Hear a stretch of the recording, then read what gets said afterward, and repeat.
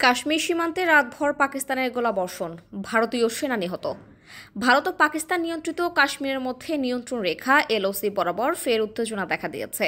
গতরাতে দুই পক্ষের মধ্যে ব্যাপক গোলাবর্ষণের ঘটনা ঘটেছে বলে জানা গেছে। এর আগে ভারতীয় সূত্র জানিয়েছে, পাকিস্তানের ছোড়া গোলায় ভারত নিয়ন্ত্রিত কাশ্মীরে অন্তত 15 জন নিহত হয়েছেন। বুধবার জম্মু ও কাশ্মীরের এলওসি সংলগ্ন সীমান্ত শহর পুঞ্চে পাকিস্তানি সেনাবাহিনী একাধিক প্রাণঘাতী হামলা চালালে শহরটিতে তীব্র আতঙ্ক ছড়িয়ে পড়ে। স্থানীয় বাসিন্দারা জানান, আচমকা গোলাগুলি ও বিস্ফোরণের শব্দে শহরে চরম ভীতিকর পরিস্থিতি তৈরি হয়। হামলার পর অনেকেই নিরাপদ আশ্রয়ের জন্য ঘরবাড়ি ছেড়ে পালাতে বাধ্য হন। হামলায় আহত হয়েছেন প্রায় 40 জন। হামলায় আহতদের মধ্যে নারী ও শিশুর সংখ্যাই বেশি ছিল। আহতদের দ্রুত পুঞ্চের বিভিন্ন হাসপাতালে নিয়ে যাওয়া হয় চিকিৎসার জন্য। হাসপাতাল সূত্রে জানা গেছে, অনেকের অবস্থা আশঙ্কাজনক।